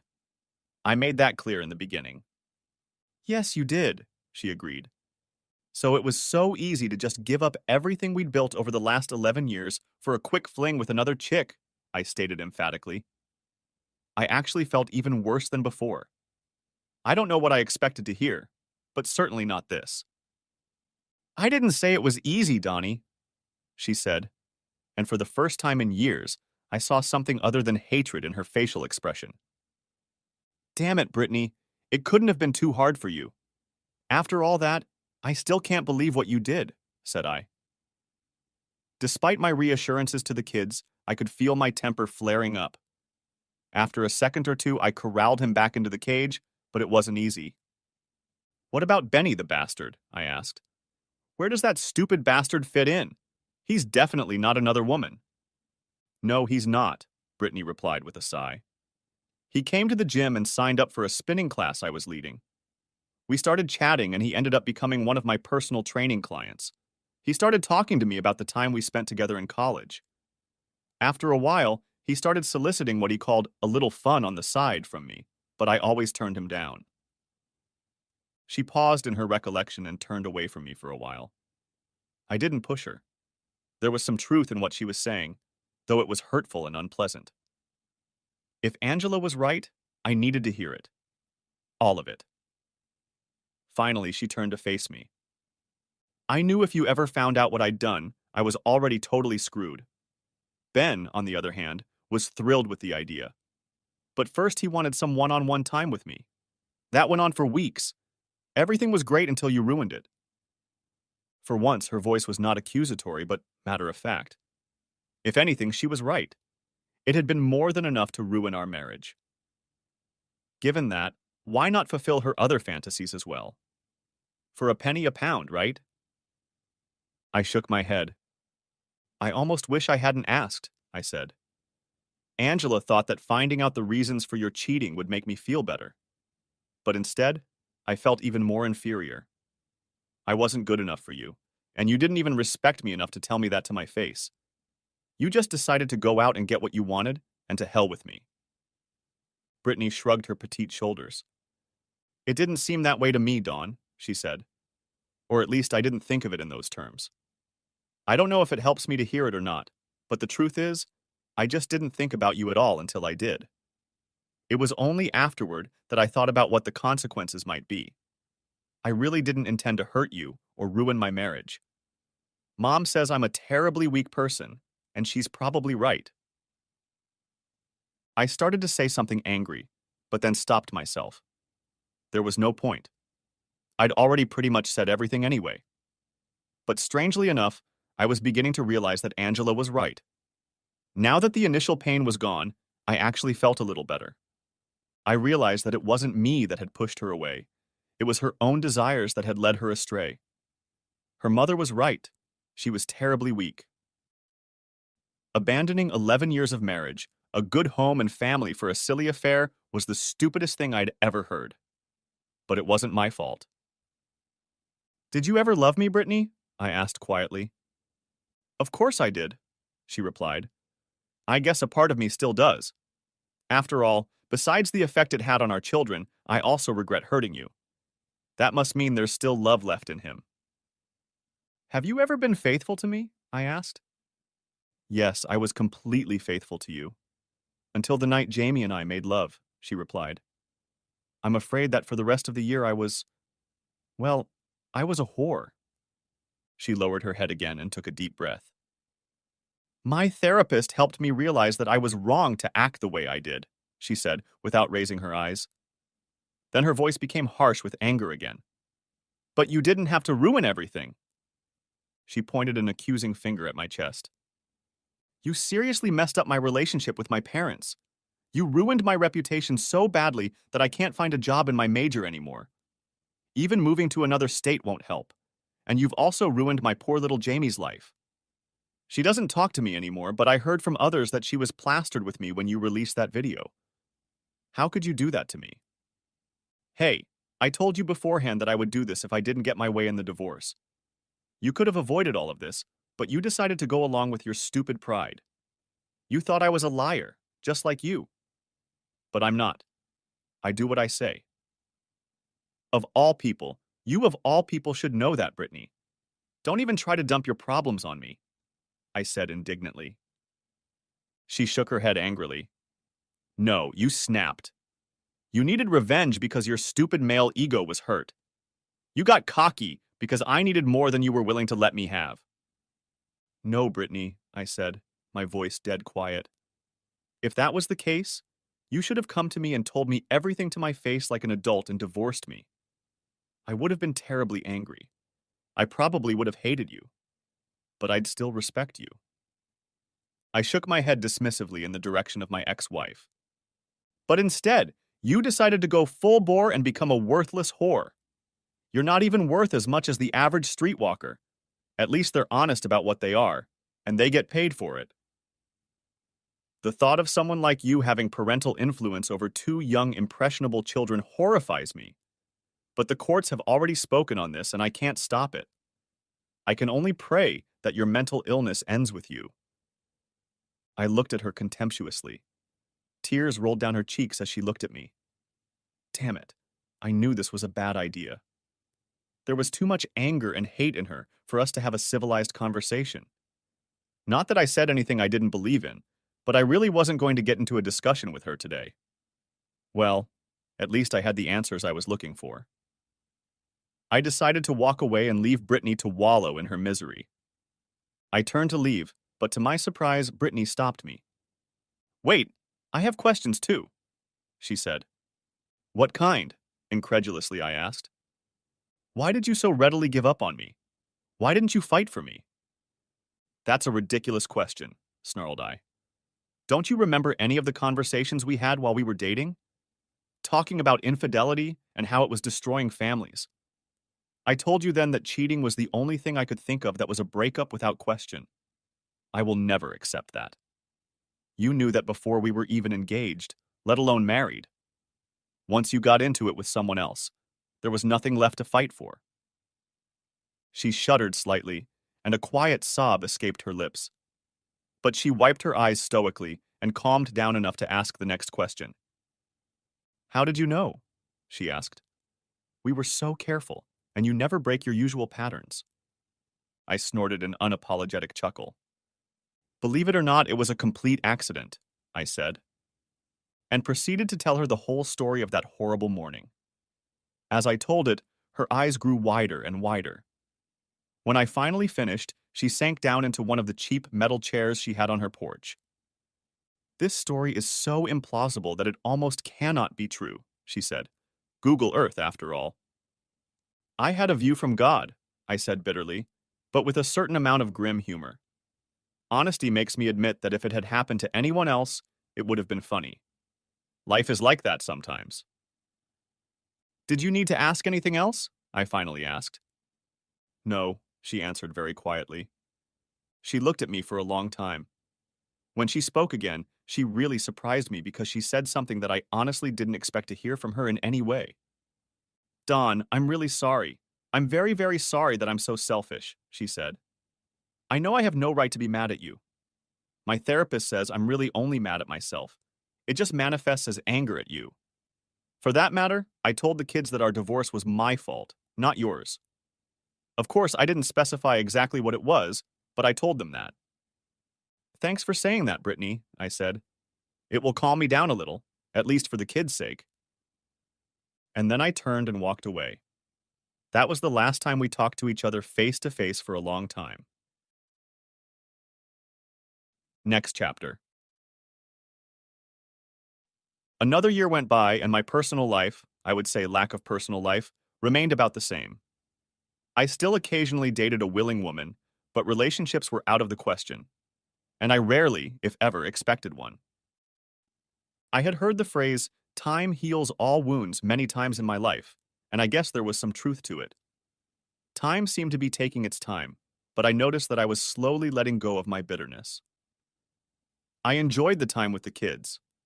Watching them grow and learn has been one of the true joys of my life. Brian, although he had just turned 10, was already showing interest in the family business. He loved helping me with the plants, and especially the Japanese-style rock and sand gardens. Danielle seemed to gravitate more toward a career in healthcare, although she still had plenty of time to change her mind. She was only 12 years old. And speaking of her tender age, she seemed to be beginning to realize that boys weren't exactly what she used to think of as disgusting and vile creatures. Some of them were just adorable. I knew this stage of her growing up was coming soon, but I didn't expect it to come now. It was my heightened concern for Danielle that led to my volunteering to be a chaperone at the children's school sock party that fall. To be honest, Angela and her new husband Mike put a lot of effort into getting me to agree to help too. If you have kids that age, you probably know yourself how hard it can be to get parents involved in things like this. So I watched a bunch of kids pouting and bouncing around the school gym. The music was incredibly loud and, Well, I'll spare you my opinion on the quality of the music. I guess even though I'm only 37, I'm officially old-fashioned by now. I don't even know the name of the other guy who sings in Van Halen. Come on, that was funny. I was focused on the kids to the near exclusion of everything else, really. That's probably why Angela freaked me out so much. Hi, she said. What? I said, a little abruptly. I hate admitting when someone scares me. Why don't you go and talk to her? She replied. Angie, what are you talking about? That teacher over there, the cute brunette in the cream and charcoal sweater, said Angela. She hasn't taken her eyes off you once all evening. It's over in another 30 minutes, so go while you have the chance. I threw a confused look at her. Looking at me? A woman? Angie had to be on to something. I discreetly looked around the hall and spotted the woman she was talking about. Are you sure she was looking at me? I asked, disbelief clearly audible in my tone. I'm sure, said Angela, grinning widely. Trust me, Buster. A woman always notices these things. Go ahead and take your chances, Dawn. At least you'll probably get a night of pleasure out of it. But you never know. It might be more than that. I shrugged. Why not? I'd never had anything with anyone else, and she really was a cutie. Physically, she was almost the exact opposite of Brittany. After thinking about it for a while, I decided to take action. As if to spur me on, Angela slapped me on the shoulder so that no one could see her do it. I'll go, I told her quietly. I smoothly made my way through the crowd of bouncing kids to where the beautiful woman stood. As I got closer, I realized that she was not old, but older than I had first thought. I guessed now that she was about the same age as me. She certainly couldn't have been older than me. When she turned toward me, I saw that her eyes were a startlingly bright shade of green. I had never seen eyes of that shade before, and I wondered if they were her natural color, or if she was wearing some kind of contact lenses. Hi, I said, covering the last few feet of distance between us. I'm Don Summers. I'm Danielle and Brian's dad. She smiled. Oh yes, she had a very nice smile, and extended her hand to me. Hi, Don. I'm Don Rogers, she said, as we shook hands. Dawn and Dawn, I thought, and mentally laughed. This is going to make my head spin at parties. I'm Greg's mom, and I also teach 6th grade here, she continued. Nice to meet you, Dawn, I said, smiling. Likewise, she said. I hope you don't take this the wrong way, but it's rather unusual to see a single man as a chaperone at events like this. I'm sure it is, I said, shrugging. But my kids are worth it. Besides, it's not like I have anything else going on. I paused, curious. How do you know I'm single? I asked. Well, for one thing, your ring finger is unoccupied. Besides, that woman you've been seeing all night is here with her husband. She shrugged and continued. I'm good at people watching, and you seemed unmarried to me. You're very good, said I. Yes, as a matter of fact, I am unattached at the moment. She grinned, and it was only then that I realized I was still holding her hand. Oh, sorry, I mumbled awkwardly, letting go of her. Don't be, she said with another of her delightful chuckles. If I minded, I would have let you know. Her smile, as I noted, was very cute. It lit up her face like a beacon and absolutely enchanted me. Her eyes, whether it was the stunning green color or some other features, were hypnotizing. They sucked me in. Not only could I not look away, but I didn't want to look away. After a few minutes, I finally managed to speak again. Honestly, I hadn't felt such a strong interest in a woman since Mandy. We pointed out our children to each other and talked a little about each of them. I told her that Danielle was already talking about being a nurse, and Brian was enjoying helping me with my work. Dawn told me about Greg's love of all things electronic and some of the little troubles that this love had led him to. Apparently, he thought he was some kind of hacker. I was so engrossed in my conversation with Dawn that Angela poked me a second time for crying out loud. Time to pack up the kids, Dawn, she said, smirking at my confusion. DJ's already packing his stuff. Along with the other adults, we started getting the kids ready to leave. After making sure the right child was with the right parent, we cleaned up and left. All of our kids were starting to go sugar crazy, and it seemed like I was really going to have a night of peace and quiet when I got home. As we were leaving, Dawn snuggled up to me. I was a little surprised when she intertwined her hand with mine as we walked the short path from the school gym to the parking lot. "Call me sometime tonight when you have time," she said, tucking a folded piece of paper into my shirt pocket. "I'd love to have dinner with you sometime." And then she and her son headed to their car, and she was gone. Next chapter. That night was a new beginning for me. As you can imagine, I didn't wait long to call Dawn. There was no way I could make up my mind. She was absolutely adorable, and I couldn't get her out of my mind. Our first dinner date didn't end in the bedroom, but it did include some very sweet kisses. She seemed to be as infatuated with me as I was with her, but that clearly didn't mean she was ready to just throw all caution to the wind. I shouldn't have been any more ready for this than she was, but if the opportunity had presented itself, I would have gotten her into bed in a heartbeat. But I'm not the kind of person who would insist on that, so we proceeded at her pace. Dawn was a fascinating woman in many ways. She was very intelligent, but also very practical. Like me, she didn't have a lot of money to throw around, so she came up with a lot of simple life hacks to save money. She freely shared them with me, thus helping to free up the always needed funds for other things. In turn, I learned that she was an avid gardener. She loved to grow plants, especially flowering trees and vines. Unfortunately, she was cursed with a gaunt thumb. Luckily, I knew many techniques for giving ailing plants back to glorious life and was happy to share them. I also helped her, with a few inexpensive fixes, and free labor of course, set up the backyard and patio, turning it into almost an outdoor living room. We grew closer and closer to each other both emotionally and physically. Of course, I told her about Brittany and then about Mandy. To say she was stunned would be a huge understatement. Unlike the other women I'd told the story to, she wasn't particularly bothered by the fact that I'd put the video on the internet. Her opinion matched my own.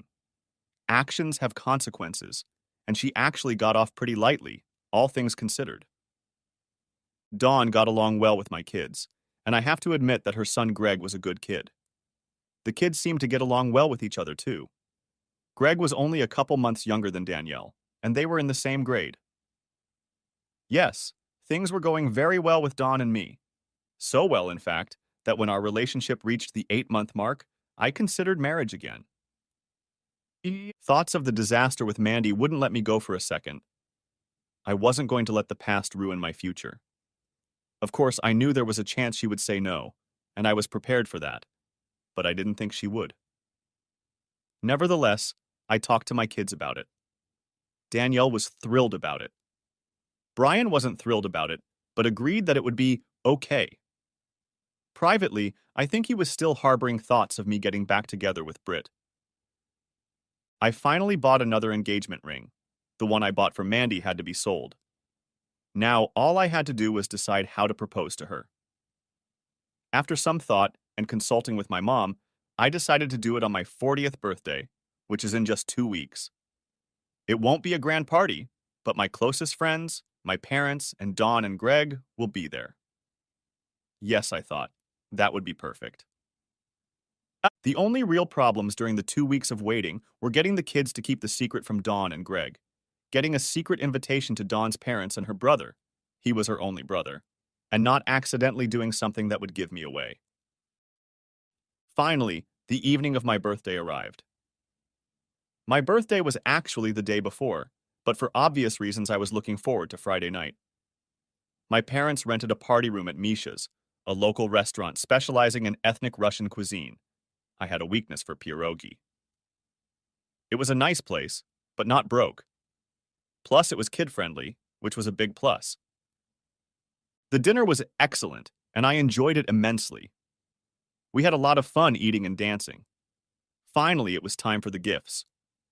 I opened them and thanked everyone who gave them to me. In doing so, I tried my best not to give away my plans. Dawn was a little surprised to see her parents and older brother at the party, but she took it calmly. When I finished unwrapping the last present, I realized that the surprise had been a success. I put the last gift on the table and stood up.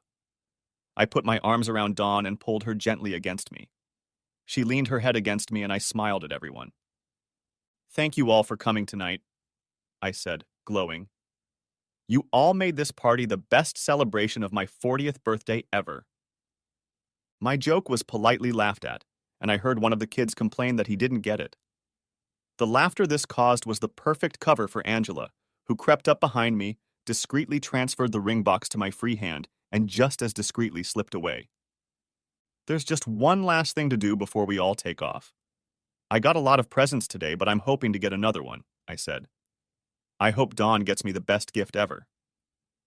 Dawn tilted her head and looked at me with a confused expression. I lovingly returned her gaze, met her eyes, and grinned at her. "Dawn, I love you so much," I said. "You've made my life complete. The only thing that could make it better is if you gave yourself to me for the rest of our lives."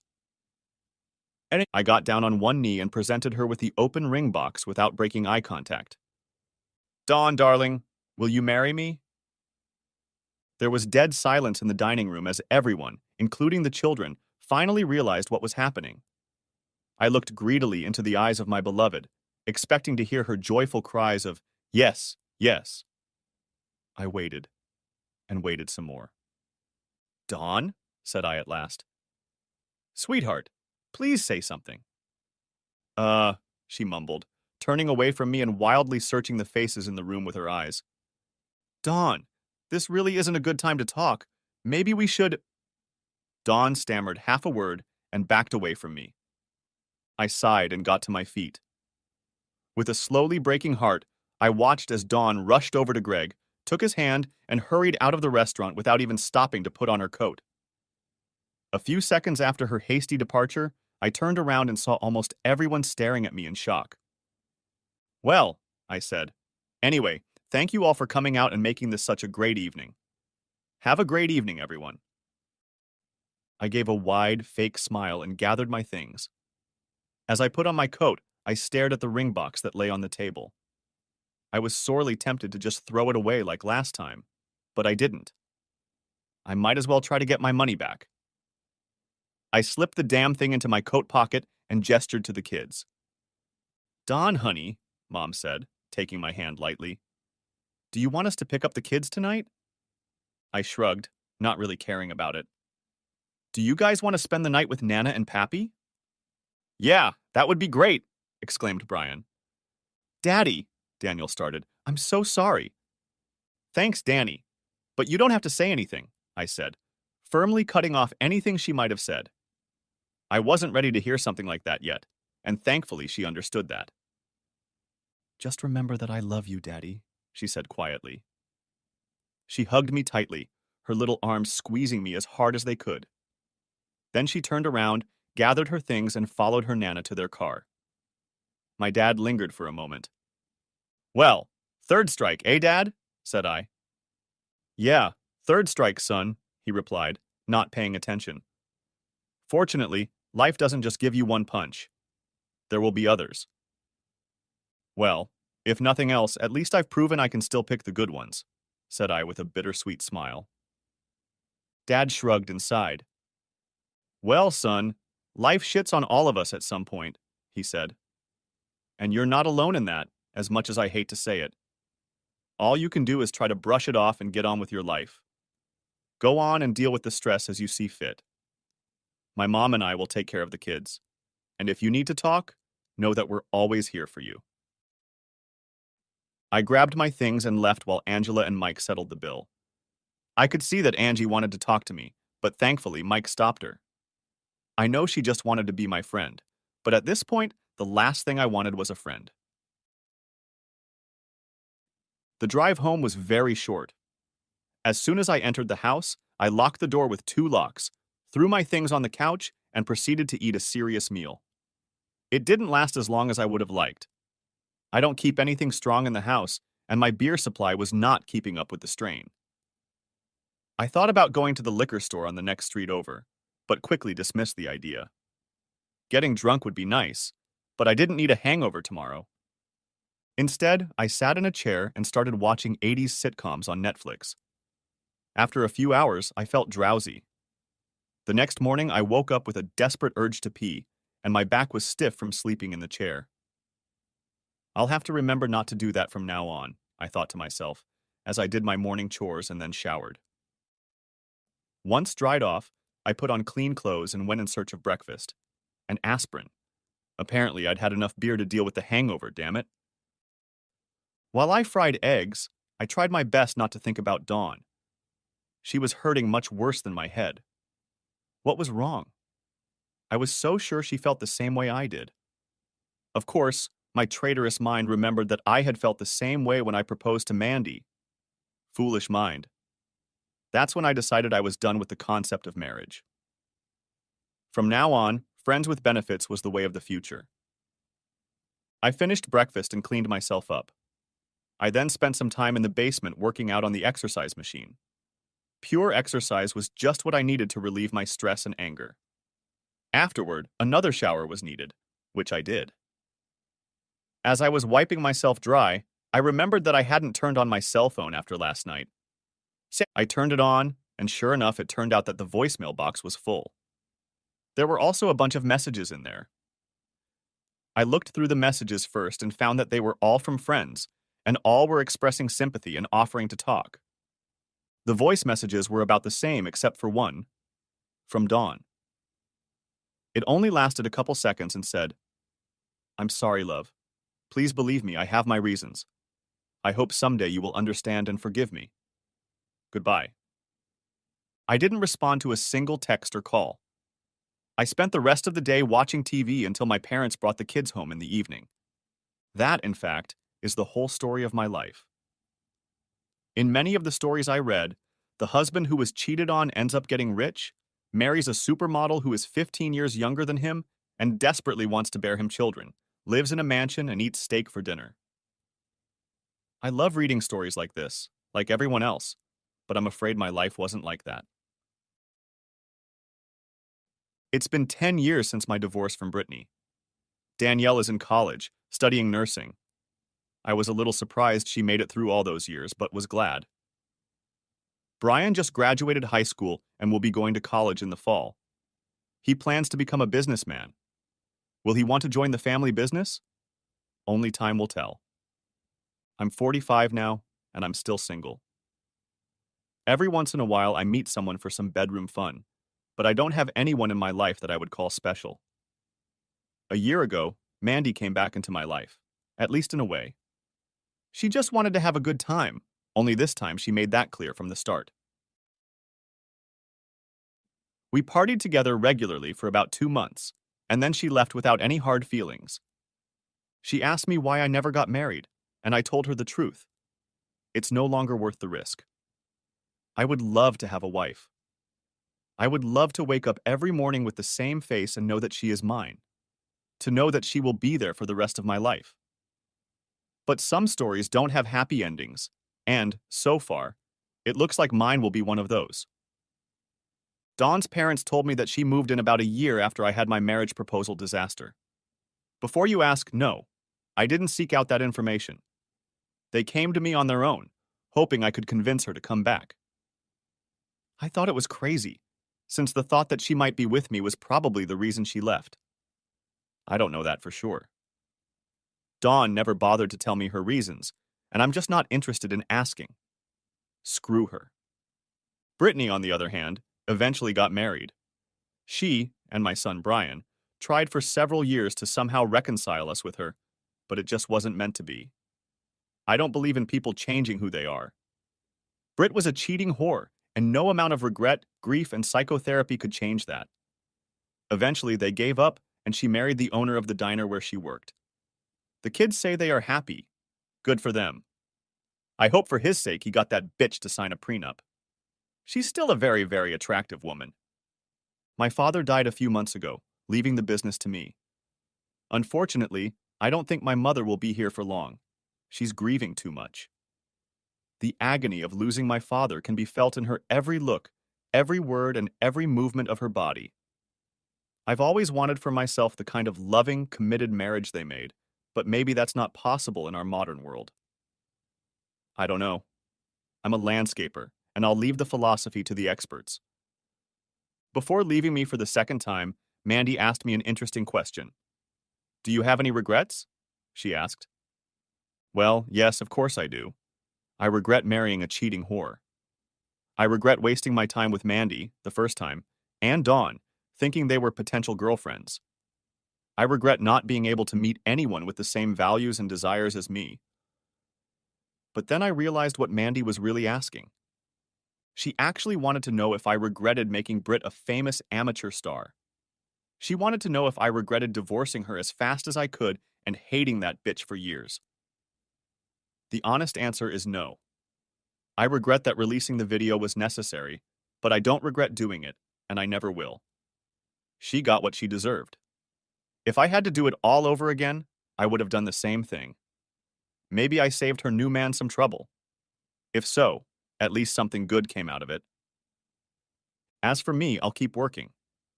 I will continue to love my children and watch them grow. I will look forward to seeing my grandchildren, when and if the time comes. I will never completely give up on finding my own wife. As I've said before, to find one, you have to search. But that is no longer a priority for me. I will enjoy the happiness I can find when and where I can find it. It's not the life I would choose, but it's not a bad life. And yes, during downtime in the office at work, I still occasionally indulge in contemplation of God's eye. The end. Thanks for watching. I hope you enjoyed it. So subscribe to my channel and watch the next video.